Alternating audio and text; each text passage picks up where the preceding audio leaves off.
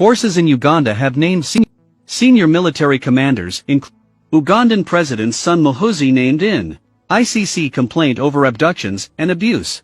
Muhooozi Kainerugaba leads Special Forces Command, an elite military unit blamed for widespread abuses.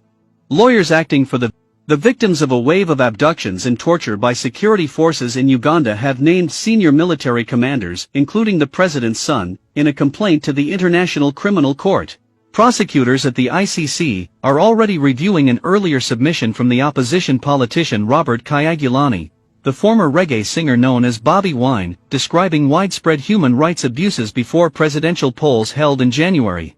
President Yoweri Museveni claimed victory in the vote, which was marred by allegations of fraud and the death of at least 50 people during protests. Most were shot by security forces. Kyagulanyi's National Unity Platform Party has listed more than 600 members and activists said to have been detained. NUP officials believe the true figure is likely to be higher. It has been difficult to identify the masked men or vehicles used in the abductions, as well as torturers and guards in prison. However, lawyers, campaigners and victims blame the Special Forces Command, an elite military unit, for many of the abuses. The new complaint, also filed on behalf of Kyagulanyi, will be submitted to the ICC this week. The SFC is commanded by Museveni's son 47-year-old son Lt Gen Muhooozi Kainerugaba, who is named in the complaint along with several senior officers. In Uganda today, the civil function is subverted in favor of the military that patrols all towns and cities, the complaint alleges. The military maintains power of arrest over civilians who are held on vague and indeterminate charges. The complaint describes hundreds of abductions. Some detainees have had their joints or genitals beaten with wires, have been burned with cigarettes, or had fingernails torn out. At least one detainee has been confirmed as having died in custody, although the death toll is thought to be much higher. Many of those abducted have suffered significant and potentially lasting physical and psychological harm. Ugandan military spokespeople have repeatedly denied responsibility for any abuses, and Museveni in a national address in February dismissed allegations that his forces had illegally detained civilians, saying the army was a disciplined force, and that his party does not kill its opponents. Maj Jimmy Omara, a spokesperson for the SFC unit, told The Guardian the allegations against the unit and its commanders were baseless. There are no abductions. These are normal arrests.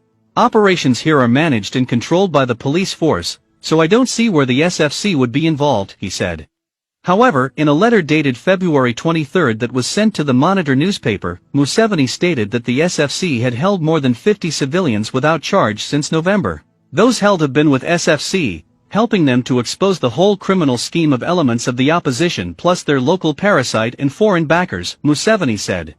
The 76-year-old authoritarian ruler, who has been in power since 1986, also acknowledged that he had reinforced security ahead of the elections by deploying special forces who killed a few people he described as terrorists. Because of misbehavior and plans to stop the elections, the security forces deployed heavily.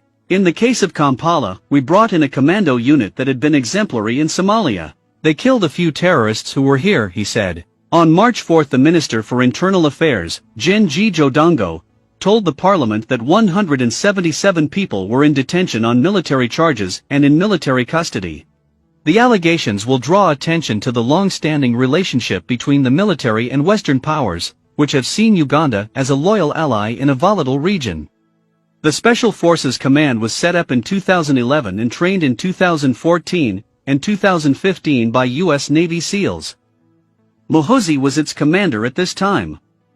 The training covered close-quarters combat, sniper operations and combat casualty care, among other topics. The unit was then sent to Somalia as part of AMISOM, a multinational force deployed by the African Union to fight Islamic militant insurgents. The people we are dealing with in Somalia, they have trained in Afghanistan, Iraq and Yemen, so you need people who can fight behind the lines, Omara said. Some Special Forces troops were brought back to Uganda before campaigning began last year for the January elections and, opposition officials say, deployed to intimidate Kyagulanyi's supporters and activists before, during and after the poll. After stepping down to serve as National Security Advisor in 2017, Muhooozi was reappointed commander of the SFC in December, a move some critics said signaled a possible escalation of opposition harassment. He is also a presidential advisor on special operations. Lawyers acting for Kyagulanyi say the abuses amount to systemic violations of international human rights law. Bruce Afrin, the US-based lawyer who has drawn up the new complaint on behalf of Kyagulanyi, said, "Our request is for Museveni's son to be charged." Muhooozi Kainerugaba is the commander of the Special Forces Command, the unit that Museveni himself identified as involved in the abductions, and as such is responsible for their actions.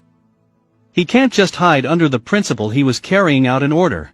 The consistent playbook is that they hold these people, and eventually some make statements that are false under duress. Cases listed in the complaint include that of a 75-year-old woman, Regina Namukasa, who reported that her 3 sons were picked up for unknown offenses by plainclothes operatives on January 6, and Jolly Jacqueline Tukamushaba, 45, who was allegedly abducted on January 10 from her home and driven away in a pickup truck.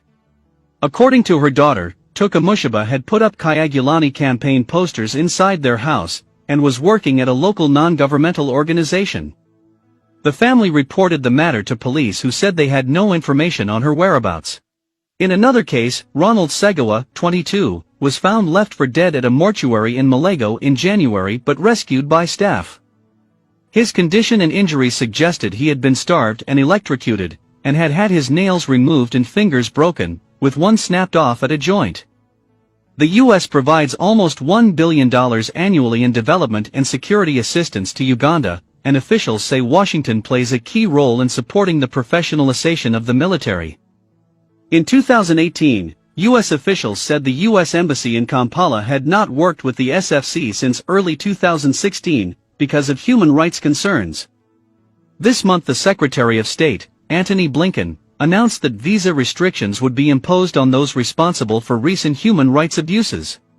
Uganda received more than £150 million of British aid last year, the highest total for a decade, as well as funding for human rights training for police and the prison service.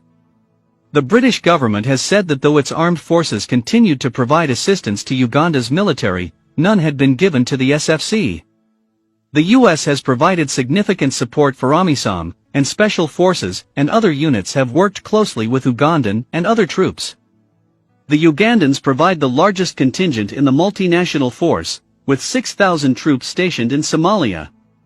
A spokesperson for U.S. Africa Command said it had conducted training engagements with Ugandan forces in 2014, 2015, and 2016, and that engagement with Ugandan forces in Somalia continued.